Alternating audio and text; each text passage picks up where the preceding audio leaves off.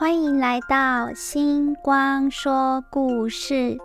小朋友、大朋友，请坐到一个舒服的地方，或闭上眼睛。我们要开始说故事咯。今天要说的故事是灰姑娘。在很久很久以前，有位美丽的女孩，名字叫灰姑娘。她住在一个小村庄里。灰姑娘的妈妈过世后，爸爸再婚，娶了一位新的妻子。这位继母却是个心地冷酷的人，还带着2个坏心眼的女儿。从此，灰姑娘的生活变得非常艰难，日子过得非常辛苦。每天早上，继母都会叫灰姑娘快过来，把这些衣服洗好，还有那堆碗盘也要洗。她的语气毫不留情，让灰姑娘心里感到委屈。灰姑娘被迫做了很多繁重的家事，天还没亮就起床，要生火、煮饭、洗衣，还得忍受2个姐姐的冷漠和欺负。到了晚上，累得精疲力尽的她，甚至没有床睡，只能蜷缩在炉灶旁的灰烬里，常常满身是灰，因此姐妹们就叫她灰姑娘。有一天，村子里传来了一个好消息，王子要举办一场盛大的舞会，邀请全村的姑娘们参加。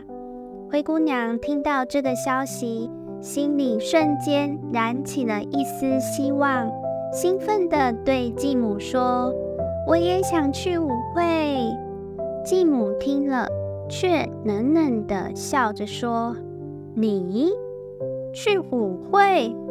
别做梦了！你连漂亮的衣服都没有，怎么可能去？”灰姑娘的心情一下子沉重了起来，只好默默低下头，继续回去做家事。舞会那天，继母和2个姐姐穿上华丽的裙子，化了妆，兴高采烈地出门了。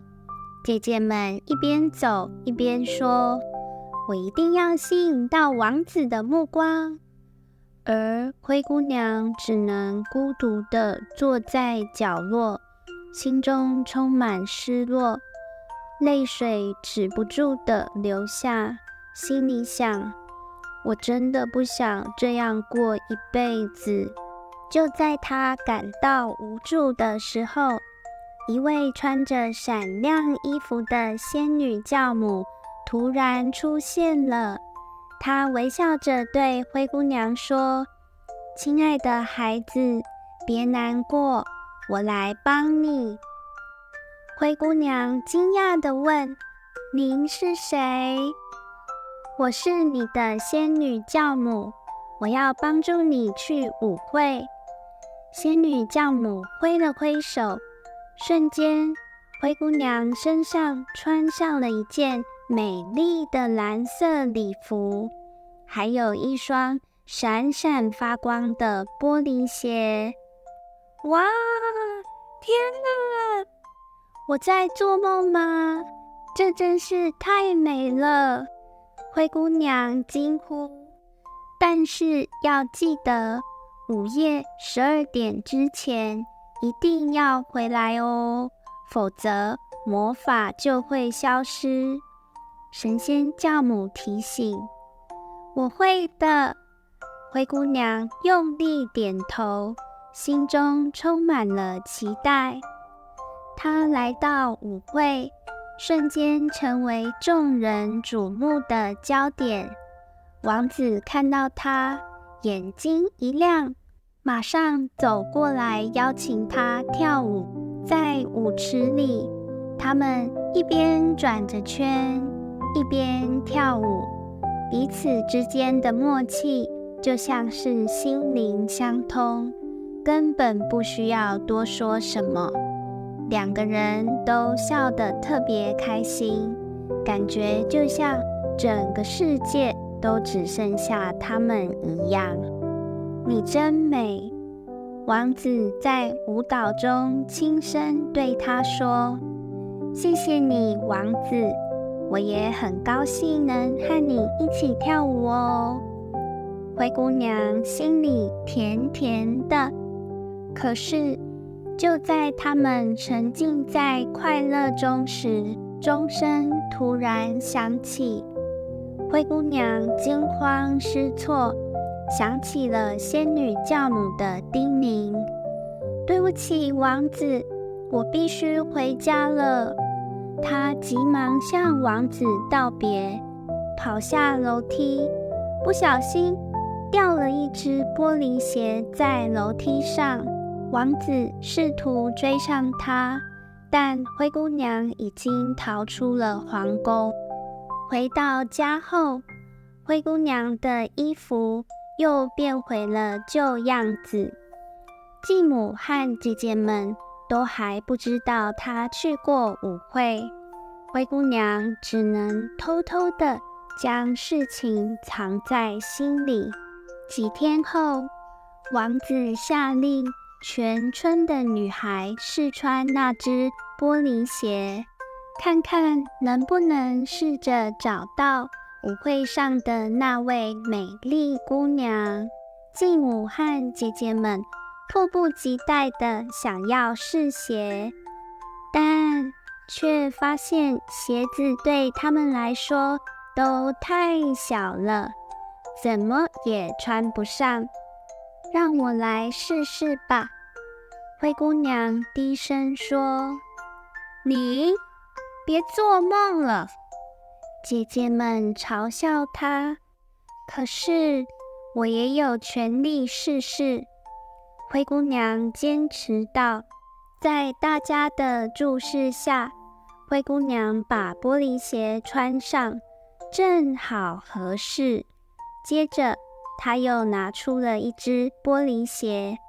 继母和姐姐们惊呆了，无法相信眼前的一切。使者惊喜地看着她，哇，太好了，找到了！你就是我们一直在找的姑娘，请跟我们到皇宫去吧。回到皇宫后，王子跟灰姑娘求婚。在王子的求婚下，灰姑娘的心中充满了幸福，她微笑着答应了，眼泪在她的眼眶中打转，这些都是快乐的泪水。王子牵着灰姑娘的手，带她回到宫殿，准备了一场盛大的婚礼。婚礼那天，灰姑娘穿上了美丽的婚纱，王子则身穿华丽的礼服。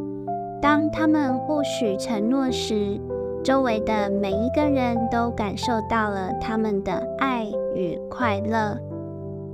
亲爱的小朋友，在这个故事中，灰姑娘虽然遭遇了继母和姐姐的欺负，但她始终保持了善良和坚强。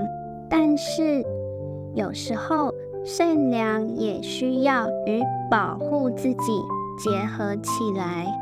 比如说，当你对别人友好时，如果有人不友善地对待你，或者欺负你，这时候你就需要勇敢地站起来，告诉他们这样的行为让我们感到不舒服，或者寻求大人的帮助。